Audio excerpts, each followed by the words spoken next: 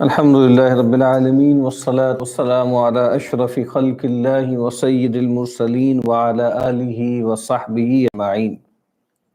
رب اشرح لي صدري ويسر لي أمري واحلل عقدة من لساني يفقهوا قولي.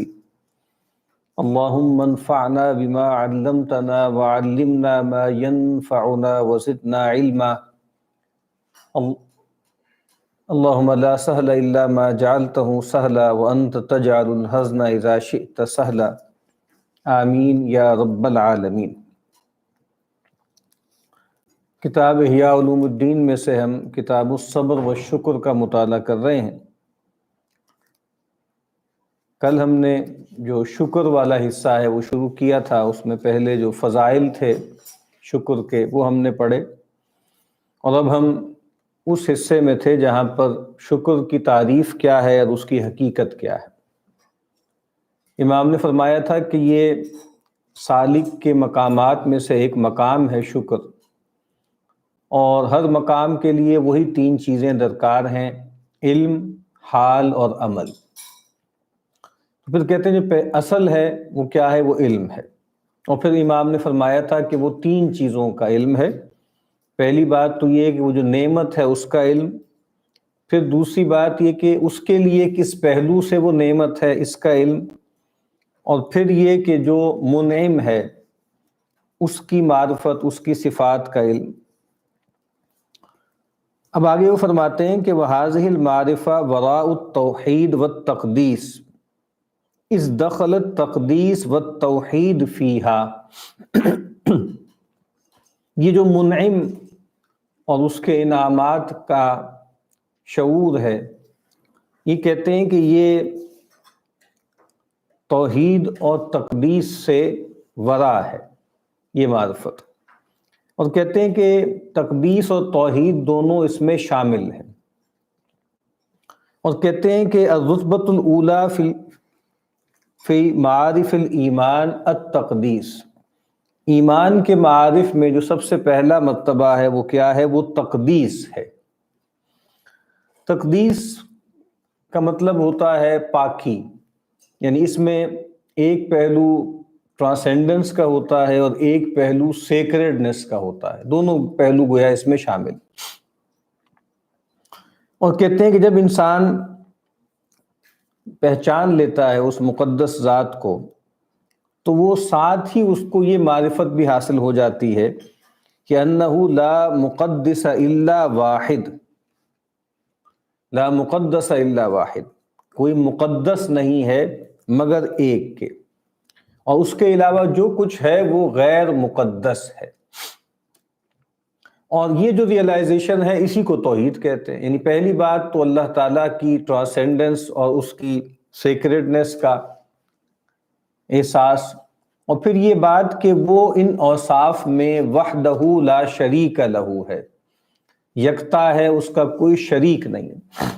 کیونکہ یہ بات تو ایک طالب علم بھی جانتا ہے نا کہ اللہ تعالیٰ کو ماننے کا ایک ہی لیجیٹیمیٹ مطلب ہے، اور وہ اللہ کو ایک ماننا ہے. یعنی ورنہ مشرکین مکہ نے اللہ کا انکار تھوڑا ہی کیا تھا، وہ اللہ کو مانتے تھے، لیکن ان کے ساتھ مسئلہ یہی تھا کہ وہ اللہ کے ساتھ شریک کرتے تھے. تو اللہ کو ماننے کا ایک ہی اوتھینٹک لیجیٹیمیٹ مطلب ہے، اور وہ ہے اللہ کو ایک ماننا، واحد ماننا. اور پھر انسان یہ جان لے کہ جو کچھ اس عالم میں ہے وہ اس ایک واحد ذات کی وجہ سے ہے. یعنی اس کی تخلیق کی وجہ سے ہے، اس کی تدبیر امر کی وجہ سے ہے، اور پھر تمام نعمتیں اس کی طرف سے ہیں. تو کہتے ہیں کہ یہ جو پھر معرفت ہے یہ تیسرے مرتبے میں آتی ہے. سب سے پہلے تقدیس، اس کے بعد توحید، اور اس کے بعد پھر یہ تشکر، یہ معرفت کہ وما بکم من نعمت فمن اللہ، کہ جو کچھ بھی نعمتیں تمہارے پاس ہیں وہ اللہ ہی کی طرف سے ہیں. اور کہتے ہیں کہ اس وجہ سے گویا یہ جو مرتبہ شکر ہے نا، تو توحید و تقدیس گویا اس میں شامل ہے. اس طریقے سے قدرت اور انفراد جو ہے، انسان یہ سمجھ لے کہ جو کچھ اللہ کرتے ہیں اس میں قدرت بھی انہی کی ہے اور وہ منفرد ہے۔ اور کہتے ہیں کہ اسی کی طرف تعبیر کیا رسول اللہ صلی اللہ علیہ وسلم نے جب آپ نے فرمایا کہ من قال سبحان اللہ فلہ عشر حسنات ومن قال لا الہ الا اللہ فلہ عشرون حسنہ ومن قال الحمد للہ فلہ ثلاثون حسنہ۔ تو کہا کہ جس نے سبحان اللہ کہا اس کے لیے 10 نیکیاں ہیں، جس نے لا الہ الا اللہ کہا اس کے لیے 20 حسنہ 20 نیکیاں ہیں، اور جس نے الحمدللہ کہا اس کے لیے 30 نیکیاں۔ اور آپ نے فرمایا کہ افضل الذکر لا الہ الا اللہ و افضل الدعاء الحمدللہ، کہ سب سے افضل ذکر کیا ہے؟ لا الہ الا اللہ، وہی توحید و تقدیس دونوں اس میں شامل ہیں۔ اور سب سے افضل دعا کیا ہے؟ وہ کیا ہے؟ وہ الحمدللہ، اللہ تعالیٰ کو کی تحمید بیان کرنا، اللہ کی تعریف کرنا۔ ویسے بھی آپ کو معلوم ہے کہ جیسے ذکر کی تقسیم کرتے ہیں علماء کہ ایک ذکر الثنا ہوتا ہے اور ایک ذکر الطلب ہوتا ہے۔ ذکر الثنا وہ ہوتا ہے کہ جس میں آپ کوئی طلب نہیں کر رہے، ایک لحاظ سے تو سبحان اللہ والحمدللہ لا الہ الا اللہ اللہ اکبر لا حول ولا قوت الا باللہ، یہ کیا ہے؟ یہ ذکر الثنا ہے۔ اور ذکر الطلب کیا ہے؟ جس کو ہم دعا کہتے ہیں، جس میں ہماری کوئی مانگ ہوتی ہے۔ اچھا، یہاں جو افضل الدعا کہا گیا ہے الحمدللہ، گویا جیسے اس میں ایک بات امپلائیڈ ہے۔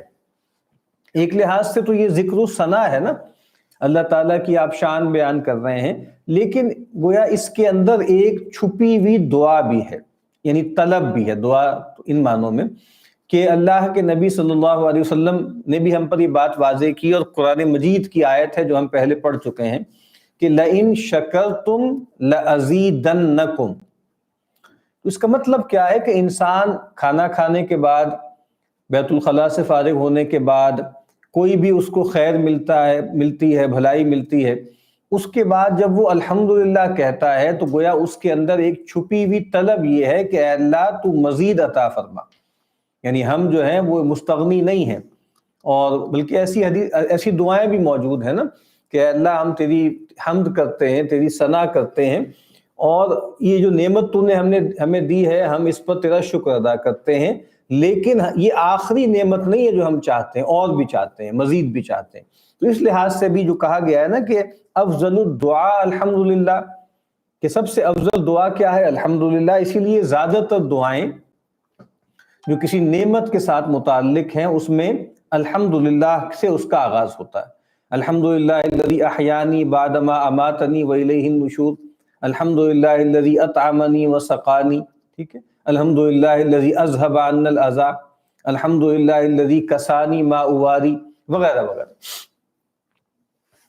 اسی طرح فرمایا کہ لیس شیء من الاذکار یضاعف ما یضاعف الحمدللہ۔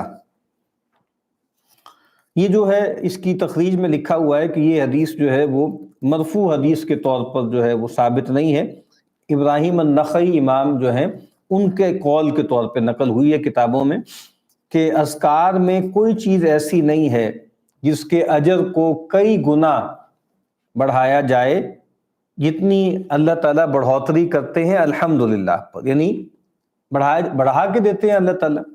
کل بنی آدم یضاعف، بنی آدم کے ہر عمل کا اجر کئی گنا دیا جاتا ہے۔ اور اس میں بھی وہی اسلوب ہے نا، ابراہیم نخعی نے یہ بات کس بنیاد پر کہی ہے؟ اسی بنیاد پر کہی ہے کہ وہ جو نص ہے نا کہ لئن شکرتم لازیدنکم، تو گویا جب انسان الحمدللہ کہہ کے اللہ کو پکار رہا ہے تو گویا پھر اس کو جو اجر ملے گا اس کی کوئی حد نہیں۔ کہتے ہیں کہ کوئی گمان یہ نہ کرے کہ یہ جو نیکیاں ہیں نا یہ بس زبان انسان ہلا دے بغیر اس کے معنی پر غور کیے دل میں، تو وہ گویا اس لحاظ سے یہ حسنات اس طرح حاصل نہیں ہوتی۔ اور پھر کہتے ہیں کہ فسبحان اللہ کلمۃ تدل علی التقدیس، سبحان اللہ کا جو کلمہ ہے یہ اللہ تعالیٰ کی جو تقدیس ہے، اس کی جو پاکی ہے اس کی طرف رہنمائی کرتا ہے۔ ولا الہ الا اللہ کلمۃ تدل علی التوحید، اور جو لا الہ الا اللہ کا کلمہ ہے وہ توحید کی طرف اشارہ کرتا ہے۔ والحمدللہ کلمۃ تدل علی معرفۃ النعمۃ من الواحد الحق، اور الحمدللہ کیا ہے، یہ رہنمائی کرتا ہے اس بات کی طرف کہ انسان کو یہ معرفت حاصل ہے کہ جو نعمت بھی حاصل ہے مجھے، وہ اللہ کی طرف سے ہے، یعنی ایک کی طرف سے ہے، اور وہ ایک ہستی کون ہے؟ وہ الحق ہے۔ تو کہتے ہیں کہ یہ جو پھر نیکیاں ہیں نا، وہ ان معارف کے ساتھ جب ملتی ہیں تو پھر وہ کئی گنا ہو جاتی ہیں، اور پھر ایک لحاظ سے یہ تمام چیزیں کیا ہیں؟ یہ ایمان اور یقین کے ابواب میں سے ہیں۔ اور کہتے ہیں کہ جان لو کہ یہ جو معرفت ہے اس کی تکمیل کیسے ہوتی ہے؟ اس سے یہ ہوتا ہے کہ انسان افعال میں بھی شرک سے بچ جاتا ہے یا اس کی نفی کرتا ہے۔ کہتے ہیں جس پر کوئی بادشاہوں، اب آگے امام ایک مثال بیان کرتے ہیں، کہتے ہیں کہ جس پر کسی بادشاہوں میں سے کسی بادشاہ نے انعام کیا، اور پھر اس نے یہ خیال کیا کہ اس کا کوئی وزیر یا وکیل جو ہے وہ داخل ہے، اس میں شامل ہے، اس کو میسر کرنے میں، اس کو پہنچانے میں، تو کہا فَهُوَ إِشْرَاكٌ بِهِ فِي النِّعْمَةِ، تو اس نے گویا شریک بنا لیا نا، اس بادشاہ کا شریک بنا لیا اس وزیر کو یا اس جو بھی اس کے پاس بیٹھنے والا ہے۔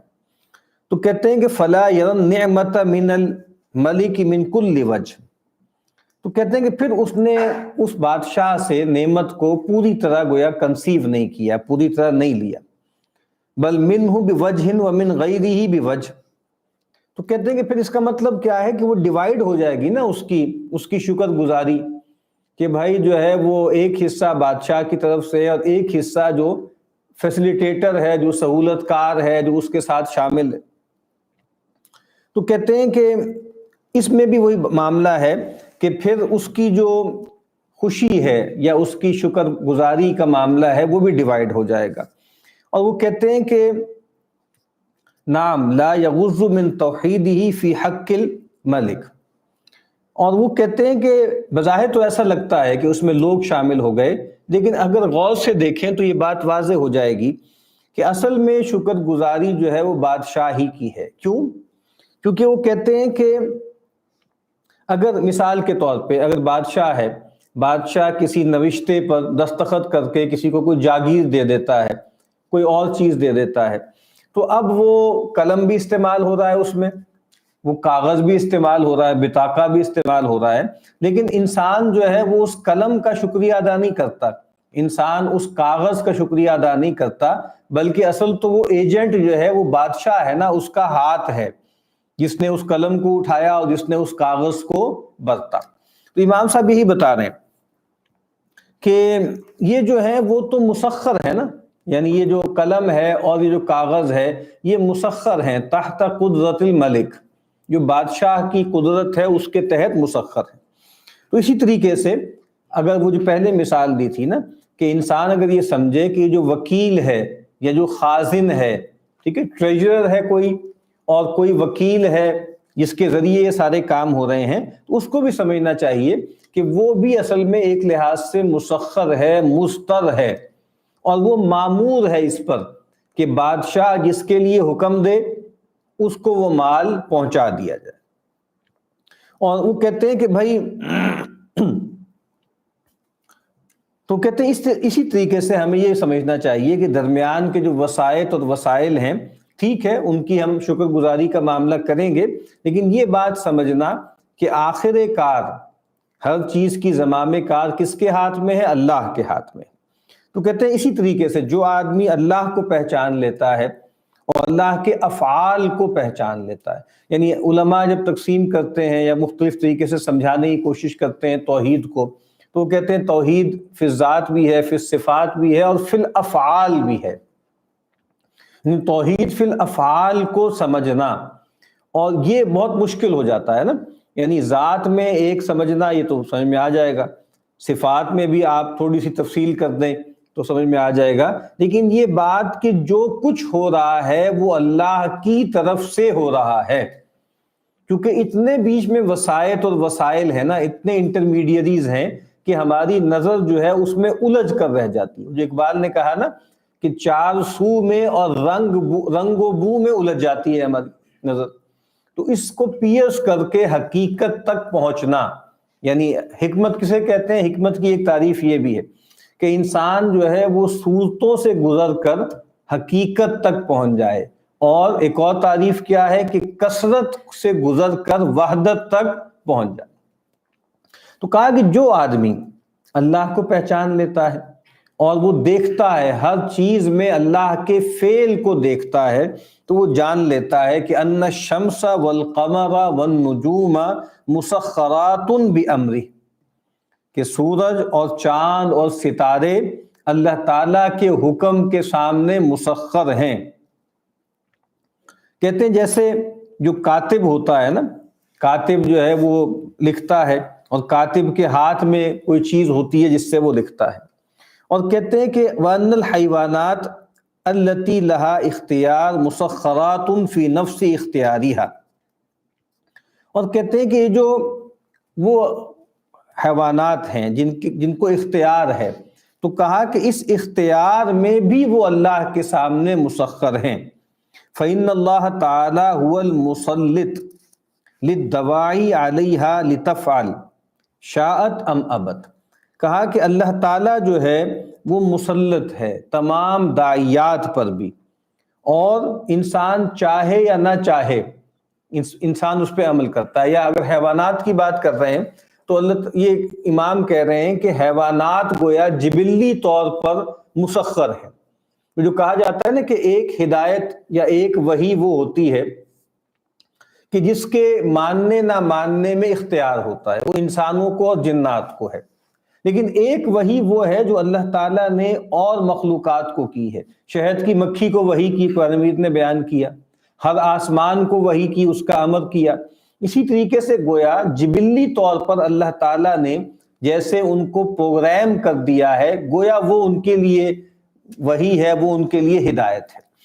تو کہا کہ وہ چاہیں یا نہ چاہیں ان کو یہ کرنا ہے۔ قرآن مجید نے کیا فرمایا نا کہ اللہ تعالیٰ نے کہا کہ سورج اور چاند سے کہا کہ ائتیا طوعا او کرہا، آؤ ہماری جناب میں، ہمارے حضور میں، خواہی نہ خواہی، طوعا خواہی او کرہا نہ خواہی، آنا ہی آنا ہے۔ تو انہوں نے کیا کہا؟ اتینا طاعین، ہم آ گئے ہیں آپ کی جناب میں اطاعت گزار بن کر، آمادگی کے ساتھ آ گئے۔ تو کہتے ہیں اسی طریقے سے جو خازن ہے نا وہ بھی مستر ہے، اور اس کے لیے کوئی راہ نہیں ہے مگر یہ کہ وہ بادشاہ کی بات مانے، بادشاہ کی مخالفت کا اس کے پاس کوئی جو ہے وہ یعنی آپ کہہ لیں کہ مینڈیٹ ہی نہیں ہے اس کے پاس۔ اور کہتے ہیں کہ فَكُلُّ مَنْ وَصَلَ إِلَيْكَ نِعْمَةٌ مِّنَ اللَّهِ تَعَالَى عَلَى يَدِهِ فَهُوَ مُسْتَرٌ، کہتے ہیں کہ تم تک جو بھی نعمت پہنچتی ہے نا اللہ تعالیٰ کی طرف سے پہنچتی ہے، اور درمیان میں جو لوگ ہوتے ہیں گویا وہ مستر ہوتے ہیں۔ یعنی یہ ایک بڑا مسئلہ ہے، یعنی جس کو ہمارے یہاں ایتھیزم کہا جاتا ہے نا۔ ایتھیزم کے ماننے والے جتنے بھی لوگ ہیں، یا جو خدا کو نہیں مانتے، یا جو اس کائنات کے پیچھے کسی میٹا فزیکل جو ہے وہ ایسنس کو نہیں مانتے، یا کسی ذات کو نہیں مانتے، ان کے لیے تقریباً ناممکن ہے کہ وہ فری ول کا اس بات کریں۔ یعنی اختیار ثابت ہو ہی نہیں سکتا وحی کے بغیر، اور انسان کے اندر جو اس کی داخلی ایک انٹیوٹیو ہم کہہ لیں بصیرت ہے اس کے بغیر۔ تو امام صاحب ایک اور طرح کے جبر کا یہاں تذکرہ کر رہے ہیں کہ یہ وہ جبر ہے جو اللہ تعالیٰ کی طرف سے مسلط ہے، کہ بظاہر تو ایسے لگ رہا ہے کہ ہیومن ایجنٹ ہے، وہ کام کر رہا ہے اور اپنی فری ول استعمال کر رہا ہے، لیکن کہا کہ ایک بڑی سکیم جو ہے نا تکوین والی، اس میں اگر آپ غور کریں تو گویا وہ مستر ہے۔ اس کے لیے ممکن ہی نہیں تھا، یعنی فلاں صاحب کے لیے ممکن ہی نہیں تھا، گویا امام صاحب یہ کہہ رہے ہیں کہ آپ کو جاب نہ دیتا یا آپ کی مدد نہ کرتا۔ لیکن ظاہری بات ہے یہ سب کچھ جو ہوتا ہے وہ تحت القدرہ ہوتا ہے اور اللہ کی قدرت کے نیچے ہے، لیکن انسان جب اس میں ایجنٹ بنتے ہیں تو ان کی فری ول بہرحال بروئے کار اس میں آتی ہے۔ جو مل گیا ہے مثلا تو گویا اللہ اگر چاہتا تو نہ ملتا، اور وہ جو احادیث بالکل واضح ہے نا کہ اللہ کے نبی نے فرمایا کہ اگر تمام لوگ جمع ہو جائیں اس پر کہ تمہیں کچھ بھی فائدہ پہنچا سکیں تو نہیں پہنچا سکتے مگر اتنا ہی جتنا اللہ نے تمہارے لیے لکھ دیا، مقدر کر دیا۔ اور تمام امت، تمام افراد کٹھے ہو جائیں، ایکا کر لیں، تمہارے خلاف کنسپائر کریں اور تمہیں نقصان پہنچانے کی کوشش کریں، نہیں نقصان پہنچا سکتے مگر اتنا ہی جتنا اللہ نے تمہارے لیے طے کر دیا، لکھ دیا، مقدر کر دیا۔ تو اب وہ کہتے ہیں کہ یہ جو ارادہ ہے اور یہ جو داعیات پیدا ہوتے ہیں یہ بھی تو اللہ ہی پیدا کرتے ہیں نا۔ اور کہا کہ اللہ تعالیٰ نے انسان کے نفس میں یہ بات گویا ڈال دی کہ خیرہ فی الدنیا والآخرہ ان یؤتیک ما آتاک، کہ اللہ تعالیٰ ہی ہیں، جو بھی تمہیں خیر ملتا ہے دنیا اور آخرت میں وہ اللہ تعالیٰ ہی جو ہے وہ عطا کرتے ہیں۔ اور یہ ہے کہ جو بھی غرض انسان کی ہے، جو انسان پانا چاہتا ہے، فی الحال والمآل لا یحصل الا به، فی الحال والمآل، بڑا اچھا پیئر ہے، حال میں یعنی فوری طور پہ نقد دنیا میں، معال انجام کار کے طور پر کچھ بھی تمہیں نہیں مل سکتا مگر اللہ ہی کی طرف سے۔ اور یہ بات کہ ان خلق اللہ لہ ھذا الاعتقاد لا یجد سبیلا الی ترکہ، کہ اللہ تعالیٰ کی جو مخلوق ہے اس کا یہ اعتقاد ہے اور اس کے پاس کوئی راہ نہیں ہے کہ وہ اس کو چھوڑ دے۔ تو کہا کہ پھر یہ انسان جان لے فَهُوَ إِذًا إِنَّمَا يُؤْتِيكَ لِغَرَض نَفْسِهِ لَا لِغَرَضِكَ۔ اب یہاں امام ایک اور بہت اہم بات کر رہے ہیں کہ جب کوئی انسان کسی کی فیور کرتا ہے، کسی کو کچھ دیتا ہے، تو اس کو یہ بات سمجھنی چاہیے کہ وہ اس کی غرض سے نہیں دے رہا بلکہ اپنی غرض سے دے رہا ہے۔ اور کہا کہ وَلَوْ لَمْ يَكُنْ غَرَضُهُ فِي الْعَطَاءِ لَمَّا آتَاكَ، اگر اس کی کوئی غرض نہ ہوتی دینے میں تو وہ تمہیں کبھی نہ دیتا۔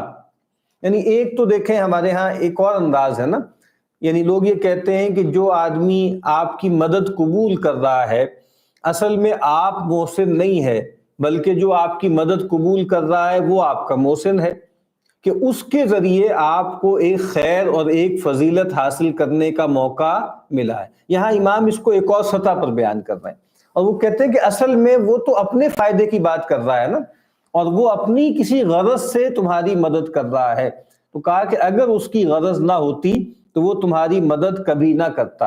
اور اس میں گویا آگے امام صاحب جو بات بتا رہے ہیں وہ یہی ہے کہ انسان بنیادی طور پر ایک آپ کہہ لیں یوٹیلیٹی سیکنگ بینگ ہے، یعنی یہ بھی انسان کے اندر رکھا گیا ہے۔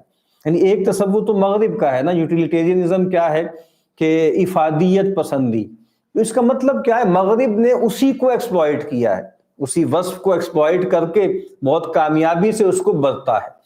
تو یہ بات ٹھیک ہے کہ انسان گویا طبعاً یوٹیلیٹیرین ہی ہوتا ہے، لیکن امام اب بتانا چاہ رہے ہیں کہ دیکھو اصل بات تو تصور منفعت ہے نا، کہ نفع کا تصور تمہارے ہاں کیا ہے۔ اسی لیے آپ دیکھیں اللہ کے نبی صلی اللہ علیہ وسلم نے ایجابی طور پر بھی اور سلبی طور پر بھی دونوں اعتبار سے علم کے حوالے سے اس کو واضح کیا۔ ایجابی طور پر فرمایا کہ آپ نے دعا کی کہ اللہم انی اسألک علما نافعا، کہ اللہ میں تجھ سے سوال کرتا ہوں علم نافع کا۔ اور سلبی طور پر کیا ہے کہ اللہم انی اعوذ بک من علم لا ينفع، کہ اللہ میں تجھ سے پناہ طلب کرتا ہوں ایسے علم سے جو فائدہ نہ دے۔ اور یہ حدیثیں بھی ہم نے سن رکھی ہوئی ہیں کہ خیر الناس من ينفع الناس، کہ انسانوں میں بہترین آدمی وہ ہے جو لوگوں کے لیے سب سے زیادہ نافع ہو۔ تو اس کا مطلب یہ ہے کہ نافع بننا، نافع ہونا اور نفع کی آرزو رکھنا یہ تو بہت ہی ضروری ہے۔ بلکہ وہ تو قرآن مجید کی جو بہت مشہور آیت ہے جس کے بارے میں لوگ کہتے ہیں نا کہ اس سے ایک پوری تھیری نکلتی ہے، اور وہ کیا ہے کہ فَأَمَّا الزَّبَدُ فَيَذْهَبُ جُفَاءً وَأَمَّا مَا يَنفَعُ النَّاسَ فَيَمْكُثُ فِي الْأَرْضِ، کہ جو چیز جو ہے وہ ایسے ہی ہوتی ہے، بیکار ہوتی ہے، وہ تو اڑ جاتی ہے، وہ تو اکارت ہو جاتی ہے، اور وہ گویا ایکسپائر ہو جاتی ہے اور ریڈنڈنٹ ہو جاتی ہے، لیکن جو چیز لوگوں کو فائدہ پہنچاتی ہے وہ زمین میں قرار پکڑتی ہے، ٹھہرتی۔ تو اس لیے کچھ لوگ کہتے ہیں کہ بھئی جو ڈارون کا یا لمارک کا تصور جو تھا وہ بقائے اصلح کا تھا، سروائیول آف دا فٹسٹ کا تھا، تو وہ کہتے ہیں کہ بھئی ہمارے دین کا جو تصور ہے وہ بقائے انفع کا ہے، اصلاح کی بجائے بقائے انفع، کہ جو زیادہ نافع چیز ہوگی، جو زیادہ نفع والی چیز ہوگی وہ آگے چلے گی، برقرار بھی رہے گی۔ تو اب وہ کہتے ہیں کہ وَلَوْ لَمْ يَعْلَمْ أَنَّ مَنْفَعَتَهُ فِي مَنْفَعَتِكَ لَمَّا نَفَعَكَ، کہا کہ وہ جو تمہیں دینے والا ہے یا تمہاری مدد کرنے والا ہے، وہ اگر وہ یہ نہ جانتا کہ اس کی منفعت تمہاری منفعت میں ہے تو وہ تمہیں کبھی منفعت نہ پہنچاتا۔ اذن انما یطلب نفع نفسہ بالنفع کا، تو کہا کہ اصل میں تمہیں نفع دے کر اس نے اپنی نفع کو طلب کیا ہے، اور کہا کہ پھر اس کا مطلب کیا ہے، فلیس منعما علیک، اس کا مطلب پھر یہی ہوا نا کہ حقیقتاً تو وہ تمہارا منعم نہ ہوا، بل اتخذک وسیلۃ الی نعمۃ اخری وہو یرجوہا، اور حقیقت میں تو اس نے گویا ایک لحاظ سے تمہیں ایک انسٹرومنٹ بنایا ہے، تمہیں ایک آلہ بنایا ہے، کس چیز کا، کہ اس نے تمہیں وسیلہ بنایا ہے کسی اور نعمت کا جس کی وہ امید رکھتا ہے۔ وہی بات کہ دے رہا ہے اس امید پر کہ اللہ تعالیٰ اس کو اور دیں گے یا آخرت میں نجات دیں گے۔ اچھا دیکھیں، یہ جو کہا جاتا ہے نا کہ ہم جو بھی نیکی کریں اللہ واسطے کریں، اللہ کے لیے کریں، لیکن کبھی کبھی ہمیں ایسا لگتا ہے کہ جیسے یہ موٹیو ہر وقت کوئی حاضر تو نہیں ہوتا نا، یعنی بعض اوقات ہمیں لگتا ہے کہ ہم نے کسی غریب آدمی کو دیکھا، کسی مضطرب کو دیکھا، کسی پریشان آدمی کو دیکھا، کسی ملہوف کو دیکھا، اور دل بھر آیا اور ہم نے فوری طور پر اس کی مدد کر دی، اور ہمیں ایسا لگتا ہے کہ جیسے یہ اس وقت ہم کوئی یوٹیلیٹیرین عمل نہیں کر رہے، ہم کوئی ایسا یہ نہیں ہے کہ ہمیں کوئی پورا ذہن میں ہمارے ہو کہ ہمیں اس سے آخرت میں بدلہ چاہیے، لیکن ایک بندہ مومن کی جو کنڈیشننگ ہوئی ہوتی ہے نا، بیک آف دا مائنڈ، بہرحال چونکہ وہ اللہ کے لیے عمل کر رہا ہوتا ہے، ہر عمل بہرحال اللہ کے لیے ہوتا ہے، بظاہر اس کو ایسے لگ رہا ہوتا ہے کہ یہ تو بالکل ایک جیسے ریفلیکس ایکشن کی طرح انسان نے کر دیا ہے، اور یہ بالکل جس کو ہمارے یہاں ایک لفظ بولا جاتا ہے انسانی ہمدردی، یہ انسانی ہمدردی کے حوالے سے کیا ہے، اور پھر وہ ہمدردی چاہے انسانوں کے ساتھ ہو چاہے جانوروں کے ساتھ ہو، لیکن یہ بات امام بتانا چاہ رہے ہیں کہ at the end of the day وہ چیز کہیں نہ کہیں بیک آف دا مائنڈ ہوتی ضرور ہے، چونکہ ہمارا ایک میٹا تصور ہے نا۔ میٹا تصور کیا ہے کہ ہم مخلوق ہیں، ہم فانی ہیں، یہ کائنات مخلوق ہے، کائنات فانی ہے، اور مرنے کے بعد ایک اور زندگی ہوگی، اور وہاں ہمارا محاسبہ ہوگا، اور وہاں ہمیں اچھے اعمال کا اچھا بدلہ ملے گا اور برے اعمال کی جو ہے سزا ملے گی، تو وہ اس کی وجہ سے ہماری پوری ایک کنڈیشننگ ہوئی ہوتی۔ اچھا جی، تو کہتے ہیں کہ وہ جو جس نے تم پر انعام کیا ہے، تو کہا کہ وہ ہے اصل میں جس کو تمہارے لیے مسخر کر دیا گیا تھا، اور اس کے دل میں ایسے اعتقادات اور ارادات ڈال دیے گئے تھے جس کی وجہ سے وہ مستر ہو گیا تم تک وہ خیر پہنچانے کے لیے۔ تو کہتے ہیں فَإِذَا عَرَفْتَ الْأُمُورَ كَذَلِكَ، اگر تم سارے معاملات کو اس طرح سمجھو گے، فَقَدْ عَرَفْتَ اللَّهَ تَعَالَى وَعَرَفْتَ فِعْلَهُ، تو پھر یقیناً تم اللہ تعالیٰ کو بھی پہچان لو گے، جتنی کچھ بھی انسان کی سکت ہے، اور اس کے افعال کی معرفت بھی حاصل کر لو گے۔ وَكُنْتَ مُوَحِّدًا، اور پھر تم حقیقی معنوں میں موحد ہو جاؤ گے۔ اور کہا کہ وَقَدَرْتَ عَلَى شُكْرِهِ، اور پھر تم صحیح معنوں میں اس کی شکر کی جو ہے وہ قدرت حاصل کرو گے۔ بل كنت بهذه المعرفة بمجردها شاکرا، اور امام کہتے ہیں کہ یہ معرفت تمہیں حاصل ہو جائے تو اس معرفت کی بنیاد پر ہی تم شاکر بن جاؤ گے، یعنی یہ بات کہ بھائی تم نے کوئی جو ہے خیر تمہیں ملا ہے یا نہیں ملا، یہ بات کی بات ہے، یعنی تھیوریٹیکلی تم شاکر بن گئے۔ اسی لیے آگے کہتے ہیں کہ سیدنا موسیٰ علیہ السلام جو ہے اپنی مناجات میں وہی کہتے تھے کہ الہی خلقت آدم بیدک وفعلت فکیف شکرک، کہ الہی تو نے تو آدم کو بھی اپنے ہاتھ سے خلق کیا، اور تو نے یہ کیا اور تو نے یہ کیا، تو اب تیرا شکر کیسے ادا کریں؟ تو اللہ تعالیٰ نے فرمایا کہ اعلم ان کل ذالک منی فکانت معرفتہ شکرا، کہا کہ بس یہ بات کافی ہے، اگر تم پر یہ بات واضح ہو گئی نا کہ جی کائنات بھی اللہ نے بنائی، ہمارے باپ آدم کو بھی اللہ نے بنایا، ان کے ساتھ جو ہے ان کی اہلیہ حوا کو بھی بنایا، اس کے بعد انسانی نسل چلائی اور ہم تک بات پہنچ گئی، موسیٰ تک، اور اتنی نسل بھی ہو گئی اور اتنی اللہ کی مخلوق بھی ہو گئی، تو کہا کہ بس اگر تم یہ سب باتیں سمجھ گئے ہو نا کہ یہ سب میری طرف سے ہے، تو کہا کہ یہ جو معرفت ہے یہ بجائے خود شکر ہے، یہ بجائے خود اللہ کا شکر۔ کہتے ہیں کہ پھر تم حقیقی معنوں میں شکر گزار نہیں بن سکتے جب تک تم یہ نہ جان لو کہ ان الکل منہ، جو کچھ بھی ہے وہ اس کی طرف سے ہے۔ تو کہتے ہیں کہ اگر اس معاملے میں کوئی غیب تمہارے اندر خلجان پیدا کرے تو کہا کہ پھر اس حالت میں تم حقیقی معنوں میں عارف نہیں ہوتے، نہ اس نعمت کا عرفان تمہیں حاصل ہوتا ہے، نہ ہی جو منعم حقیقی ہے اس کا عرفان تمہیں حاصل ہوتا ہے۔ کہتے ہیں فلا تفرح بالمنعم وحدہ بل وبغیرہ، تو کہا پھر اس موقع پر صورتحال یہ ہوتی ہے کہ تمہاری جو شکر گزاری ہے وہ ڈیوائیڈڈ ہو جاتی ہے، اور تم جو ہے صرف جو ہے وہ اس کو منعم نہیں سمجھتے بلکہ اوروں کو بھی سمجھتے ہو۔ تو کہتے ہیں کہ پھر جتنی اس معرفت میں کمی ہوگی اتنی ہی فرح میں کمی ہوگی، اور جتنی اس فرحت میں کمی ہوگی اتنی عمل میں کمی ہوگی۔ تو کہا کہ یہ اصل کا بیان ہے۔ کس اصل کا؟ کہ شکر اصل میں اللہ تعالیٰ کی معرفت سے پیدا ہوتا ہے، جتنا اللہ کی معرفت زیادہ ہے اتنی ہی شکر گزاری کا احساس بھی زیادہ ہوگا۔ دوسری چیز کیا ہے؟ الحال المستمدہ من اصل المعرفہ، اور وہ کیا ہے کہ ایک ایسی حالت پیدا ہوتی ہے کہ جو پھر مستقل ہو جاتی ہے، اس معرفت سے ایک حال پیدا ہوتا ہے، اور وہ حال کیا ہے؟ وَهُوَ الْفَرْحُ بِالْمُنْعِمِ مع حیۃ الخضوع والتواضع۔ کہتے ہیں کہ پھر انسان خوش ہوتا ہے، راحت پاتا ہے منعم سے، اس پر خوش ہوتا ہے، راضی ہوتا ہے، لیکن یہ خوشی اچھل کود والی نہیں ہوتی، شوخی والی نہیں ہوتی، دھمال والی نہیں ہوتی، بلکہ کون سی ہوتی ہے؟ مع حیۃ الخضوع والتواضع۔ یہ بہت اہم بات ہے، یعنی اس کو ہمارے لوگ محاورے میں کہتے ہیں کہ بڑی خوشیاں چڑھ گئی ہیں جی، خوشی چڑھ جائے اور آدمی کو آپے سے باہر ہو جائے اور بہت زیادہ کو لاڈ کرنے لگے اور بڑی بڑی بڑکے ہاتھ جو ہے ہانکنے لگے نعمتیں پا کے۔ یہ ہوا ہے نا، یعنی یہود کے ساتھ کیا یہ نہیں ہوا؟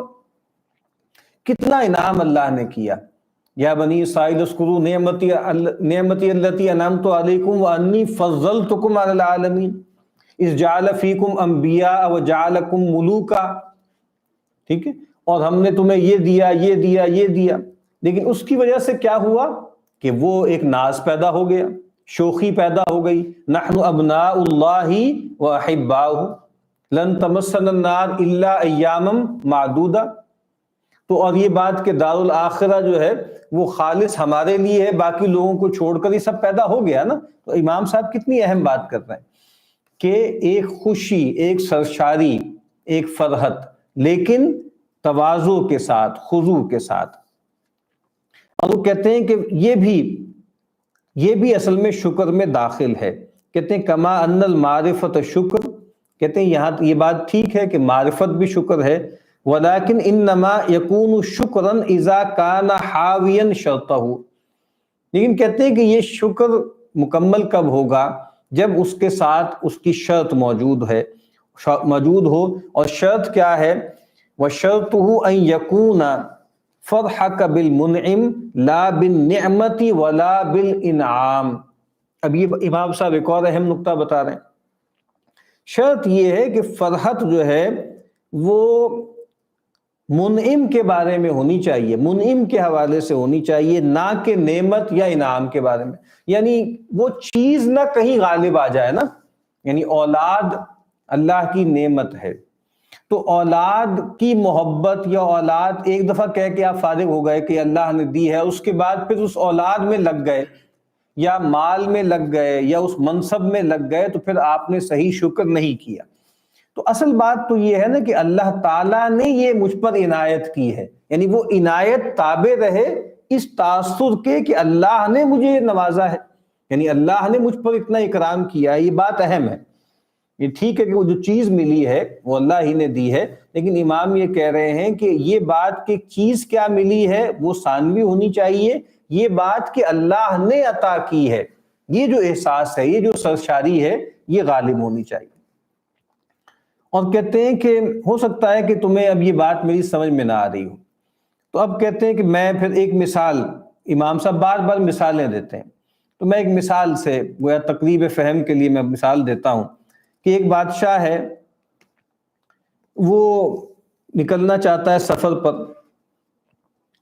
تو اور پھر جو ہے وہ اس نے کسی انسان کو جو ہے کوئی ایک گھوڑا عطا کر دیا، تو اب وہ کہتے ہیں کہ یہ جو جس پر انعام کیا گیا ہے، منعم علیہ، یعنی جس کو اللہ بادشاہ نے جو ہے وہ گھوڑا دیا ہے، وہ گھوڑا پا کر جو اس کے اندر فرحت پیدا ہوگی وہ تین طرح سے ہو سکتی ہے۔ نمبر ایک تو اس لحاظ سے فرحت پیدا ہو اس آدمی پر کے اندر کہ یہ گھوڑا ہے اور یہ ایک مال ہے جس کے ذریعے فائدہ وہ حاصل کرے گا، اس پہ سواری کرے گا، اور جو وہ چاہتا ہے جہاں پہنچنا چاہتا ہے وہاں پہنچ جائے گا، اور یہ بات کہ یہ گھوڑا بہت تیز رفتار ہے، بہت عمدہ ہے۔ تو کہا کہ یہ پھر صورتحال کیا ہے کہ اس نے بادشاہ سے جو گھوڑا ملا ہے نا اس کو، تو پھر اس نے یہی سمجھا کہ بس گھوڑا مجھے مل گیا اور وہ گھوڑے ہی میں لگ گیا۔ تو اب کہتے ہیں کہ اگر وہ گھوڑا اس کو ایسی راہ چلتے ہوئے کہیں مل جاتا، تو کہا کہ جیسی اس کو خوشی ہوتی ویسی خوشی اس وقت بھی ہو رہی ہے، یعنی بادشاہ نے انعام کیا ہے، یہ بات کہیں پکچر ہی میں نہیں ہے نا، بس گھوڑا مجھے مل گیا۔ وہ کہتے ہیں وہ بادشاہ نے دیا ہوتا تب بھی حالت ایک ہی تھی، اور کہیں اس کو راہ چلتے کوئی آوارہ گھوڑا مل جاتا اور اس کو جو ہے وہ اپنے آگے لگا لیتا۔ تو یہ یعنی وہ امام بتا رہے ہیں اس کا مطلب یہ ہے کہ وہ جو منعم ہے نا وہ اس کے ذہن میں ہے ہی نہیں، بلکہ جو چیز انعام کی گئی ہے بس وہ اس کے ذہن میں ہے۔ نمبر دوسری بات یہ ہے کہ وہ گھوڑے کو گھوڑے کے طور پر نہیں دیکھ رہا، بلکہ وہ یہ دیکھ رہا ہے کہ مجھ پر بادشاہ کی عنایت ہوئی ہے، اور بادشاہ نے مجھ پہ شفقت کی ہے، اور جو بادشاہ نے میرے معاملات کو اہتمام سے دیکھا ہے۔ تو کہتے ہیں کہ اگر اس کو یہ گھوڑا کہیں صحرا میں مل جاتا یا اس کو بادشاہ کے علاوہ کوئی اور دیتا تو پھر وہ کبھی اتنا خوش نہ ہوتا۔ یعنی اس کا مطلب یہ ہے کہ گھوڑا اہم نہیں ہے، بلکہ کس نے دیا یہ اہم ہے۔ یہی گھوڑا اگر کہیں اور سے اس کو مل جاتا یا کوئی دوست اس کو دے دیتا تو اس کو اتنی فرحت نہ ہوتی۔ کیوں کہ اس کا اصل مسئلہ گھوڑا ہے ہی نہیں، اصل مسئلہ تو یہ ہے کہ بادشاہ نے مجھے اس قابل سمجھا کہ مجھ پر عنایت کی، مجھے خلعت دی ہے، مجھے گھوڑا دیا۔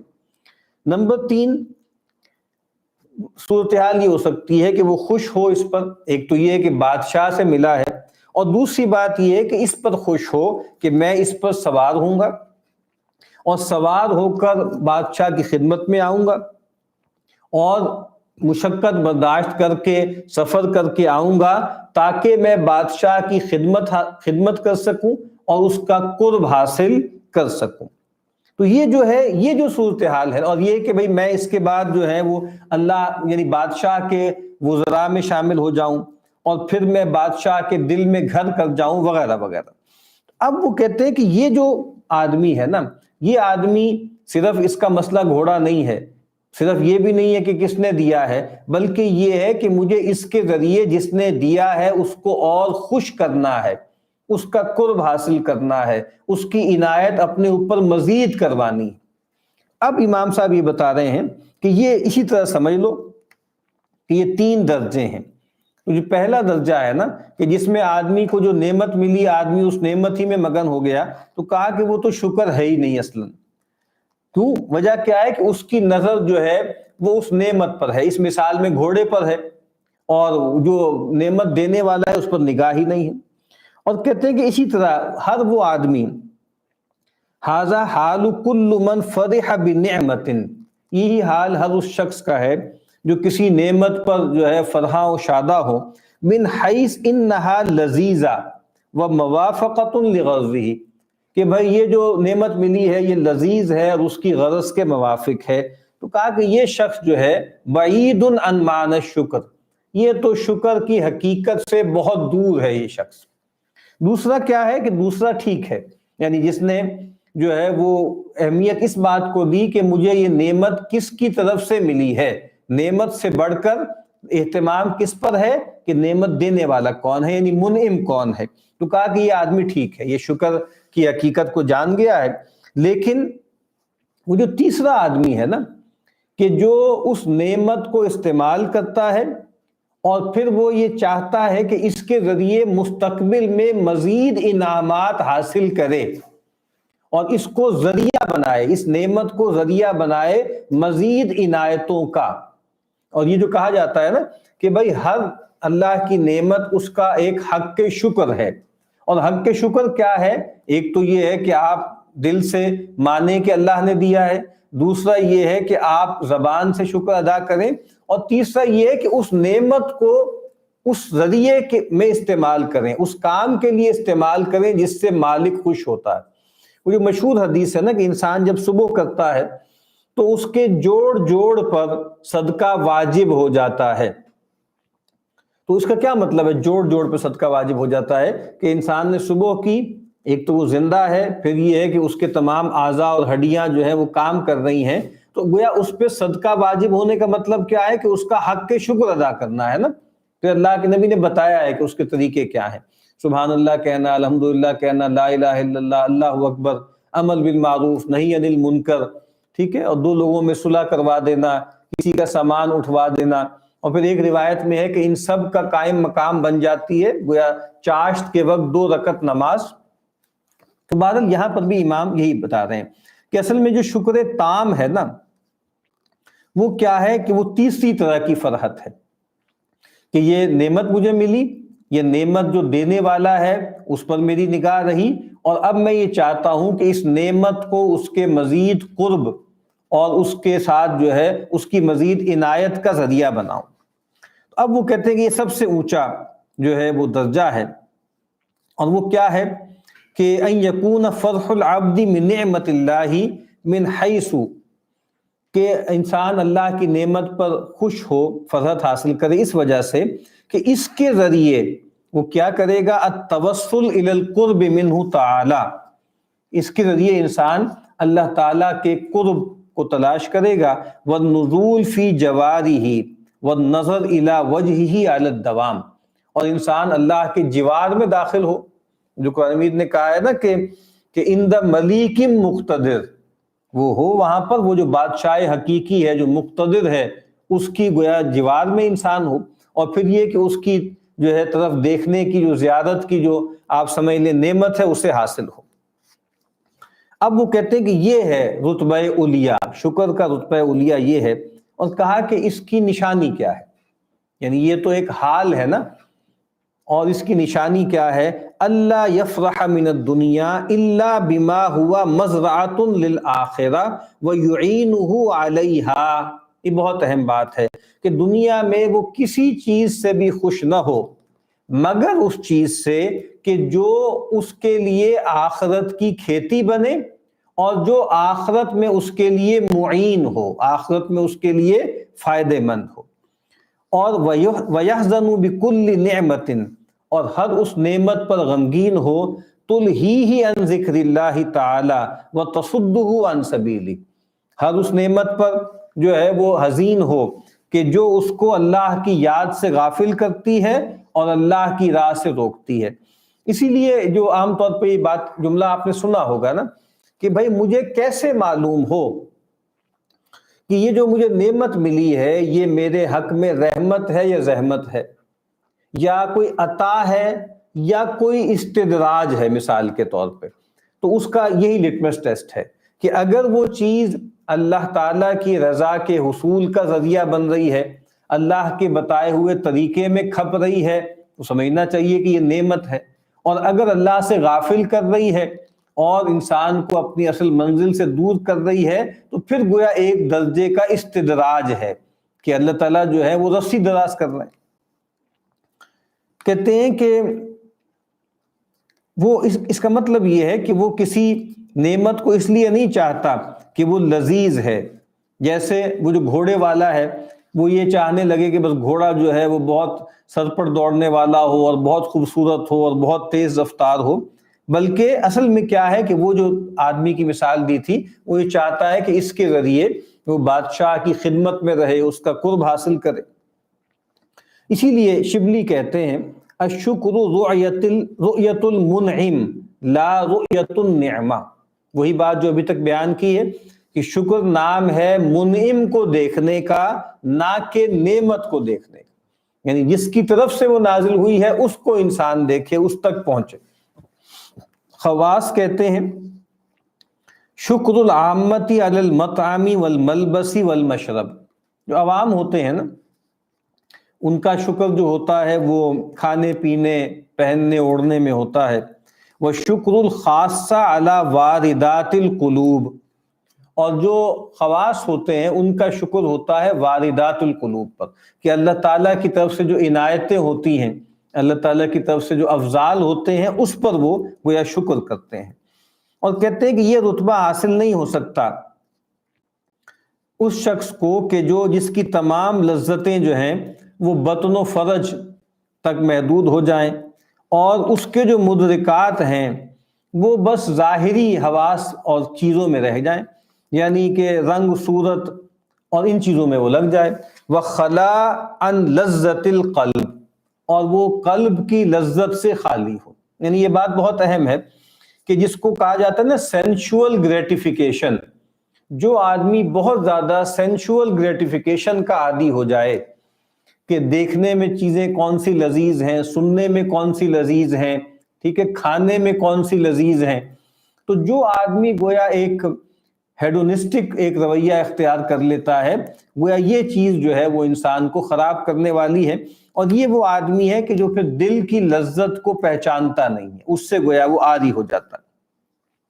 اور کہتے ہیں فَإِنَّ الْقَلْبَ لَا يَلْتَزُّ فِي حَالِ الصِّحَّةِ إِلَّا بِذِكْرِ اللَّهِ تَعَالَى وَمَعْرِفَتِهِ وَلِقَائِهِ، کہا کہ قلب جو ہے نا وہ تو لذت نہیں پاتا کس حال میں، جب وہ صحیح ہو۔ یہ بہت اہم جملہ ہے۔ حالت صحت میں انسان کا قلب لذت نہیں پاتا مگر اللہ کے ذکر سے، اس کی معرفت سے اور اس سے ملاقات کے شوق سے، اس کے سوا لذت نہیں پاتا۔ تو یہ جو ہمارے یہاں لوگ کہتے ہیں کہ جی موسیقی جو ہے وہ روح کی غذا ہے، تو موسیقی جس طرح کی سنی بھی جا رہی ہے، جس طرح جو ہے وہ کہی جا رہی ہے، وہ اس روح کی غذا ہے جو اصل میں ایک طرح سے بدروح بن چکی ہے، یعنی وہ قلب سقیم ہے کہ جو اس طرح گانا بجانا اچھل کود اور جو ہے وہ دیکھنے دکھانے سے جو ہے وہ راضی ہو جاتا ہے۔ تو جو قلب صحیح ہے، جو قلب سلیم ہے، اس کا دل جو ہے، وہ جو دل ہے وہ راضی نہیں ہوتا، اس کو لذت نہیں ملتی مگر اللہ کی یاد سے۔ بڑا اچھا ایک جملہ، ایک پاسکل ایک بہت مشہور تھیولوجین تھا، سائنٹسٹ بھی تھا، تھنکر بھی تھا، اس نے ایک جملہ کہا تھا کہ بھئی ہر انسان کے دل میں ایک گاڈ سائز ہول ہے، یعنی ایک شگاف ہے، یعنی گاڈ سائز، ایک مثال میں کہہ رہا ہے کہ یعنی وہ جو ہول ہے نا وہ خدا کے بغیر بھر نہیں سکتا، خدا کے بغیر وہ نہیں بن سکتا۔ تو کہا کہ وہ جو حقیقی لذت ہے نا، وہ لذت حاصل کیسے ہوتی ہے؟ وہ اللہ کی یاد سے ہوتی ہے۔ اور اسی طرح کہتے ہیں کہ یہ ہو سکتا ہے کہ آدمی جو ہے وہ بری عادتوں کی وجہ سے اس کی جو آپ سمجھ لیں نا کہ لذت لینے کی جو حص ہے وہ کرپٹ ہو جائے۔ یہ ایسے ہی ہے کہ جیسے اگر کوئی آدمی بیمار ہوتا ہے نا، تو بیمار ہوتا ہے تو وہ جو میٹھی چیزیں ہیں، میٹھی چیزیں جو ہیں وہ اس کو لذیذ نہیں لگتی، بلکہ کھٹی اور ترش چیزیں جو ہیں اس کو اچھی لگنے لگتی ہیں۔ تو یہ تو اس کی اصل میں آپ سمجھ لیں ٹیسٹ خراب ہو گیا نا، جس کو ہم لوگ کہتے ہیں کہ ذوق خراب ہو گیا۔ تو بالکل یہ صحیح جملہ ہے۔ اسی لیے بہت سے علماء نے یہ بات کہی ہے نا کہ الدین ذوق، دین آخری تجزیے میں ذوق کا نام ہے۔ تو لوگوں کا ٹیسٹ خراب ہو جاتا ہے نا، اس وجہ سے ان کو اور چیزوں میں لذت ملتی ہے۔ تو کہا کہ اصل میں تو بات یہی ہے کہ اگر انسان کا دل ٹھکانے پر ہو تو اس کو لذت نہیں مل سکتی مگر اللہ ہی کے پاس۔ اور پھر آگے ایک شعر نقل کیا ہے کہ وَمَن يَكُ ذَا فَمٍّ مُرٍّ مَرِيضٍ يَجِدُ مُرًّا بِهِ الْمَاءَ الزُّلَالَ، کہا کہ جو آدمی بیمار ہو اور اس کا منہ جو ہے وہ کڑوا ہو جائے، جس طرح لوگ اینٹی بائیوٹک کھاتے ہیں یا کچھ اور لیتے ہیں تو ان کا منہ کڑوا ہو جاتا ہے، تو کہا کہ جس کا منہ جو ہے کسی بیماری کی وجہ سے جو ہے وہ ترش ہو گیا ہے، تو کہا کہ پھر وہ بالکل میٹھا پانی بھی پیے گا تو اس کو لگے گا کہ وہ کڑوا ہے۔ تو کہتے ہیں یہ ہے شرط الفرح بنعمت اللہ، کہ یہ شرط ہے اللہ کی نعمت سے فائدہ اٹھانے کی. اور کہا کہ یہ جو آدمی ہے جب اس جگہ پر پہنچ جاتا ہے تو پھر گویا یہ وہ مرتبہ ہے جس کی ہمیں امید کرنی چاہیے. اور کہتے ہیں وَكَم مِّن فَرْقٍ بَيْنَ مَن يُرِيدُ اللَّهَ لِيُنْعَمَ عَلَيْهِ وَبَيْنَ مَن يُرِيدُ نِعْمَ اللَّهِ لِيَصِلُ بِهَا إِلَيْهِ. اور کہا کہ کتنا فرق ہے اس میں کہ جو اللہ کی نعمتوں کو چاہتا ہے تاکہ نعمتیں اس تک پہنچی، اور جو اللہ کو چاہتا ہے تاکہ اللہ اس پر انعام کرے، یہ دونوں مرتبے الگ الگ ہیں. تیسری اصل کہتے ہیں، یعنی پہلی اصل کیا تھی؟ علم. دوسری اصل کیا ہے؟ حال. اور تیسری اصل کیا ہے؟ وہ عمل ہے. اب عمل کیا ہے؟ العمل بموجب الفرع الحاصل من معرفت المنعم، کہ جو منعم کی طرف کی معرفت سے انسان کے اندر فرحت پیدا ہوتی ہے، اس سے کچھ عمل بھی پیدا ہوتا ہے. کہتے ہیں وَهَذَا الْعَمَلْ يَتَعَلَّقُ بِالْقَلْبِ وَبِاللِّسَانِ وَبِالْجَوَارِحِ. یہ عمل تین طرح سے ہے، یہ قلب سے بھی ہوتا ہے، یہ زبان سے بھی ہوتا ہے، اور یہ اعضاء و جوارح سے بھی ہوتا ہے. کہتے ہیں قلب سے کیا شکر ہوتا ہے؟ فَقَصْدُ الْخَيْرِ وَإِزْمَارُهُ لِكَافَّةِ الْخَلْقِ. تو وہ کیا ہے کہ انسان خیر کا ارادہ کرے اور تمام مخلوقات کے لیے اپنے دل میں خیر ہی رکھے. وَأَمَّا بِاللِّسَان، زبان سے کیا ہے؟ فَإِظْهَارُ الشُّكْرِ لِلَّهِ تَعَالَى بِالتَّحْمِيدَاتِ الدَّالَّةِ عَلَيْهِ. زبان سے یہ ہے کہ انسان اللہ تعالیٰ کو شکر کرے ان تحمیدات کے ذریعے جو اس پہ دلالت کرتی ہیں. اسی لیے آپ دیکھتے ہیں کہ شکر کا بہت جو ہے مطالبہ کیا گیا ہے اور شکر کے بڑے فضائل ہیں، لیکن اللہ کے نبی صلی اللہ علیہ وسلم کی دعاؤں میں نا شکر کا صیغہ بہت کم ہے. ٹھیک ہے، اور وَنَشْكُرُكَ وَلَا نَكْفُرُكَ اس طرح کے الفاظ تو آتے ہیں، لیکن ویسے عام طور پہ نہیں ہے. اشکر اللہ، نشکر اللہ، یہ الفاظ نہیں ہیں، بلکہ الفاظ کون سے آتے ہیں؟ حمد کے، الحمدللہ. ٹھیک ہے، تو وہی جو میں نے پہلے بھی مثالیں دی، پانی پیا، کھانا کھایا، اللہ کا شکر ادا کیا، بیت الخلاء میں اجابت ہو گئی، اللہ کا شکر ادا کیا، صبح اٹھے تو گویا اللہ تعالیٰ نے ایک نئی زندگی دے دی تو اللہ کا شکر ادا کیا. تو یہ چیزیں کیا ہیں کہ وہاں الفاظ اشکر اللہ کے نہیں ہیں، بلکہ کیا ہیں؟ الحمدللہ کے.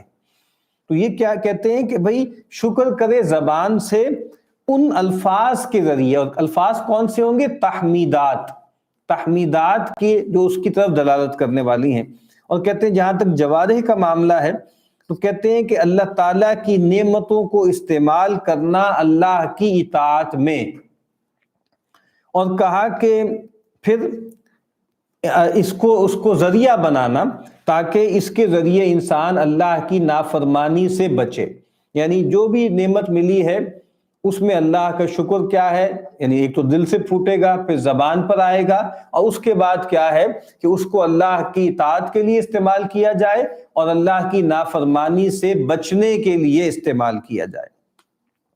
اب کہتے ہیں یہاں تک کہ اب مثال دیتے ہیں، یعنی آنکھوں کا شکر کیا ہے کہ انسان جو ہے وہ ان تستر کل عیب تراہ لمسلم، کہ انسان اگر کسی مسلمان کے عیب پر مطلع ہو گیا، اس کی آنکھوں نے کسی مسلمان کا عیب دیکھ لیا تو اس کو چھپائے، یہ آنکھ کا شکر ہے. اور کان کا شکر کیا ہے کہ جو عیب وہ سنے اپنے کسی بھائی کا تو اس کو چھپائے. تو کہتے ہیں کہ اسی طریقے سے تمام اعضاء جو ہیں وہ گویا داخل ہو جائیں گے شکر میں. اور پھر کہتے ہیں زبان کا شکر کیا ہے؟ لِإِظْهَارِ الرِّضَا عَنِ اللَّهِ تَعَالَى وَهُوَ مَأْمُورٌ بِهِ، اور وہ کیا ہے کہ انسان اللہ تعالیٰ کی رضا کا اظہار کرے، اور امام فرماتے ہیں اس پر وہ مامور ہے، یعنی یہ کوئی کمال نہیں وہ کرتا. نبی اکرم صلی اللہ علیہ وسلم نے ایک صاحب سے پوچھا کیف اصبحت، تم نے کیسے صبح کی؟ انہوں نے کہا بخیر. تو آپ صلی اللہ علیہ وسلم نے 3 مرتبہ اپنا سوال دہرایا. تیسری مرتبہ کہا بخیر احمد اللہ و اشکرہ، بھلائی سے خیر میں نے جو ہے وہ صبح کی اور میں اللہ کی حمد کرتا ہوں اور اس کا شکر بجا لاتا ہوں. تو آپ نے فرمایا ھذا الذی اردت منک، یہ میں تم سے چاہتا تھا. یعنی بخیر، ٹھیک ہے جی، بھلے ہیں، اچھے ہیں. تو لوگ کہتے ہیں بھائی کیسی طبیعت ہے؟ ٹھیک ہے جی، صحیح ہے طبیعت، اچھی طبیعت ہے، بھلی طبیعت ہے.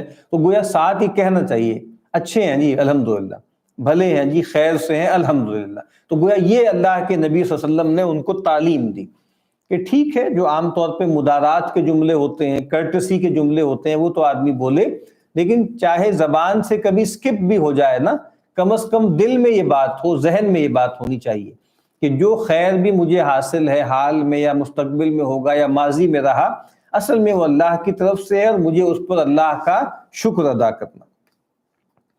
کہتے ہیں سلف آپس میں ایک دوسرے سے پوچھتے تھے حال چال، یتساءلون وَنِيَّتُهُمْ استخراج الشکر للہ تعالی. کتنی اہم بات ہے. کہتے ہیں سلف بعض اوقات کوئی ان کا اور مطلب نہیں ہوتا تھا، کیا حال ہے بھائی، کیسی طبیعت ہے جی. کہتے تھے یہ پوچھتے اس لیے تھے تاکہ لوگ اللہ کے شکر کا اظہار کریں، اور وہ سوال کر کے، یعنی ان کو تو نیکی مل گئی نا. یعنی جب آپ نے پوچھا بھائی کیا حال ہے، الحمدللہ جی اچھے ہیں، تو الحمدللہ ایک ذکر بھی ہے نا، اور شکر کیا اس نے، اور آپ ذریعہ بنے اس شکر کا. تو یہ بھی ایک لحاظ سے گویا ایک دوسرے کی خبر گیری اس وجہ سے کرتے تھے. اور کہتے تھے لیکون الشاکر مطیعا والمستنطق لہو بہ مطیعا. یعنی ایک جو شکر کرنے والا ہے وہ بھی اللہ کا اطاعت گزار ہو جائے. اور مستنطق کون ہے؟ مستنطق وہ ہے جو اس سے بلوا رہا ہے، اس کا بھی تو اجر ہے نا. یعنی جو ذریعہ بنا ہے شکر کا، تو جس نے پوچھا وہ بھی اللہ کا مطیع ہو گیا، اور جس سے پوچھا گیا وہ بھی اللہ کا مطیع ہو گیا. وما کان قصدہم الریا باظہار الشوق. اور کہا کہ ان کا قصد نہ ہو ریا کا، کہ وہ اپنے شوق کا اظہار کریں. وَكُلُّ عَبْدٍ سُئِلَ عَنْ حَالٍ. تو کہا کہ جس بندے سے بھی اس کا حال پوچھا جائے فَهُوَ بَيْنَ أَن يَشْكُرَ أَوْ يَشْكُوَ أَوْ يَسْكُتَ. تو اس کے پاس تین آپشنز ہوتی ہیں، یا تو وہ خاموش ہو جائے، یا وہ شکوہ کرے، یا وہ شکر کرے. تینوں آپشنز ہیں نا. تو فَالشُّكْرُ طَاعَةٌ. تو شکر تو اطاعت ہے. وَالشَّكْوَى مَعْصِيَةٌ. اور شکوہ جو ہے وہ معصیت ہے. اور معصیتٌ قبیحۃ من اہل الدین. اور کہا کہ یہ اہل دین کی طرف سے بہت ہی کبھی معصیت ہے. وَكَيْفَ لَا تُقَبَّحُ الشَّكْوَى من ملک الملوک وبیدہ کل شیء الی عبد ملوک لا یقدر علی شیء. اور کہتے ہیں کیسے ہم جو ہے شکوہ کی قباحت بیان نہ کریں، اس کو کبھی نہ جانیں کہ اس شکوہ کس سے کر رہے ہیں، جو ملک الملوک ہے، ملک الاملاک ہے. اس لیے اللہ کے نبی نے فرمایا نا کہ اخن الاسماء، ناموں میں سب سے برا، سب سے کبھی، سب سے شنی کیا ہے؟ ملک الاملاک، جس کو فارسی میں کہتے ہیں شاہان شاہ، جس کو شہنشاہ بولتے ہیں. کہا وہ تو اللہ ہے. تو یہاں پر کہہ رہے ہیں کہ ایک طرف جو ہے وہ شاہان شاہ ہے، ملک الملوک ہے، ملک الاملاک ہے، اور ایک طرف عبد ذلیل ہے، غلام جو مملوک بھی ہے، جس کے پاس کوئی قدرت ہی نہیں ہے. تو کہا فَالْأَحْرَى بِالْعَبْدِ. تو بندے کے لیے سب سے مناسب رویہ یہی ہے، اس کے شایان شان یہی ہے. إِن لَمْ يُحْسِنِ الصَّبْرَ عَلَى الْبَلَاءِ وَالْقَضَاءِ. کہا کہ وَأَفْضَى بِهِ الضَّعْفُ إِلَى الشَّكْوَى أَن تَكُونَ شَكْوَاهُ إِلَى اللَّهِ تَعَالَى. کہ اگر وہ بلا پر اور اللہ کے فیصلوں پر اچھے طریقے سے صبر نہیں کر سکتا اور اپنے ضعف کی وجہ سے وہ شکوہ کرتا ہی ہے، تو اس کو چاہیے کہ پھر یہ شکوہ یا شکوہ جو ہے وہ اللہ سے کرے. فَهُوَ الْمُبْلِي وَالْقَادِرُ عَلَى إِزَالَةِ الْبَلَاءِ. کہ اصل میں تو مبلی کون ہے؟ مبلی یعنی ابتلا میں ڈالنے والا کون ہے؟ مبتلا بندہ ہے، اور مبلی کون ہے؟ وہ اللہ ہے جو ابتلا میں ڈالنے والا ہے. کہا وہی ابتلا میں ڈالنے والا ہے، وہی اس بلا کے ازالے پر قادر ہے. اور کہا کہ وَذَلَّ الْعَبْدُ لِمَوْلَاهُ إِذْ. کہتے ہیں کہ بندے کا اپنے مولا کے سامنے ذلت اختیار کرنا، پستی اختیار کرنا، یہ عزت ہے. وَالشَّكْوَى إِلَى غَيْرِهِ ذِلٌّ. اور کہا کہ جو کسی غیر کے سامنے شکوہ کرنا یہ ذل ہے یا ذل ہے، یعنی یہ ذلت ہے۔ تو کہا کہ مولا کے سامنے اگر آپ اپنی پستی کا اظہار کرتے ہیں تو یہ عزت ہے، لیکن جب مولا کا شکوہ کسی اور سے کرتے ہیں تو یہ ذلت ہے اور یہ تذلیل ہے۔ اور کہتے ہیں کہ وَإِظْهَارُ الذُّلِّ لِلْعَبْدِ مَعَ كَوْنِهِ عَبْدًا مِثْلَهُ ذُلٌّ قَبِيحٌ، اور کہا کہ اپنے جیسے کسی غلام کے سامنے اپنی کمزوری کا اظہار کرنا، یہ بھی کہا کہ یہ بھی ایک بہت ہی کبھی حرکت ہے، بہت ہی گھٹیا حرکت ہے، یعنی وہ خود مملوک ہے، وہ تمہاری کیا داد رسی کرے گا، وہ تمہاری کیا مدد کرے گا۔ ابھی یہ مضمون جو ہے وہ آگے چل رہا ہے۔ وآخر دعوانا الحمد للہ رب العالمین۔